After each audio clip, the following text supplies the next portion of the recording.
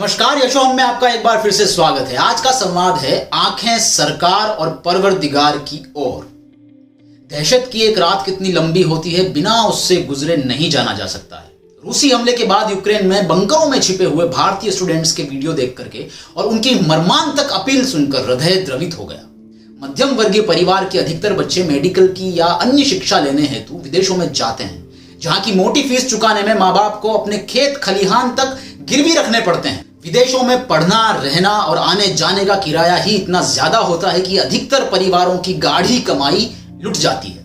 उनके लिए तो रूस का यूक्रेन पर आक्रमण उनके रोजगार की संभावना पर ही नहीं बल्कि सीधा जीवन पर ही आक्रमण साबित हो रहा है। सीमित पैसे और खाने के कम सामान लेकर जान बचाने हेतु सैकड़ों युवा छात्र छात्राएं बैठकर जागते हुए अपना समय ऐसी जगह पर काट रहे हैं जहां इतनी बड़ी संख्या के लिए टॉयलेट की समुचित सुविधा तक नहीं है।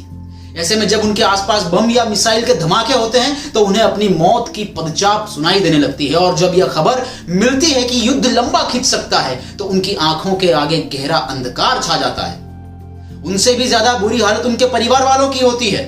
अपने जिगर के टुकड़ों के आसपास प्रतिपल मौत के मंडराते बादलों को देखकर उनका रक्तचाप बढ़ जाता है और सांसें थम सी जाती हैं। इन सारे विद्यार्थियों को स्वयं ही इंतजाम कर बॉर्डर पर पहुंचने के लिए कहा गया है।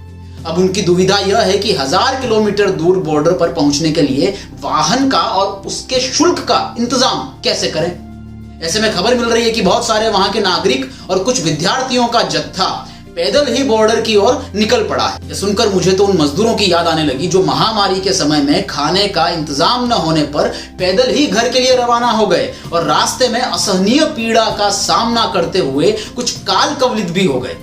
उस दुख की घड़ी में एक सुखद बात यह हुई थी कि गांव वालों ने रास्ते में उनके खाने पीने का पूरा इंतजाम कर दिया था। अभी इनके लिए तो सुनसान रास्ते पर ऐसा कोई भी सहारा नहीं मिलेगा और रास्ते में किसी दुर्घटना के घटित होने का अंदेशा भी पूरा है। बंकरों में बंद रहने पर भूखे मरने का डर और रास्ते में निकलने पर बमबारी के डर में से उन्हें एक चुनना था, तो उन्होंने निकलने का चुनाव कर लिया। किसी तानाशाह के लिए एक जमीन के टुकड़े पर कब्जे का प्रश्न है और आम इंसान के लिए जीवन मरण का प्रश्न है।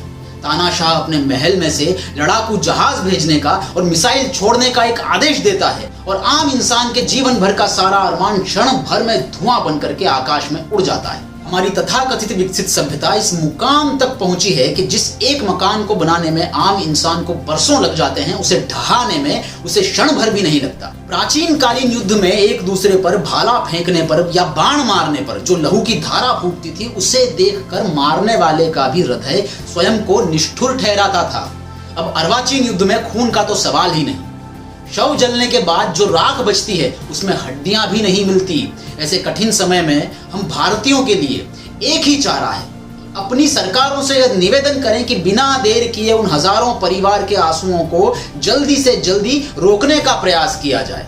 और दूसरा तथा अंतिम चारा परमात्मा से प्रार्थना करने का है कि सबको सद्बुद्धि दे ताकि जल्द से जल्द शांति स्थापित हो सके। ऐसे माहौल में साहिर लुधियानवी साहब की ये पंक्तियां बहुत ही विचारणीय और अनुकरणीय हैं कि बम घरों पर गिरे कि सरहद पर रूहें तामीर जख्म खाती हैं, खेत अपने जले या औरों के जिस्त फाकों से तिल मिलाती है, टैंक आगे बढ़े या पीछे हटे कोख धरती की बांझ होती है, फतेह का जश्न हो या हार का शोक जिंदगी मैयतों पे रोती है। जंग तो खुद ही एक मसला है, जंग क्या मसलों का हल देगी, खून और आग आज बरसेगी, भूख और एहतियात कल देगी। इसलिए ए शरीफ इंसानों, जंग टलती रहे तो बेहतर है, आप और हम सभी के आंगन में शम्मा जलती रहे तो बेहतर है। शिष्य गुरु संवाद से डॉक्टर सर्वजीत दुबे जी की कलम से मैं यशकांत शर्मा यशोहम के इस एपिसोड से आपसे विदा लेना चाहूंगा और भगवान से हर पल प्रार्थना करूंगा कि दुनिया के किसी भी हिस्से में, किसी के भी बीच में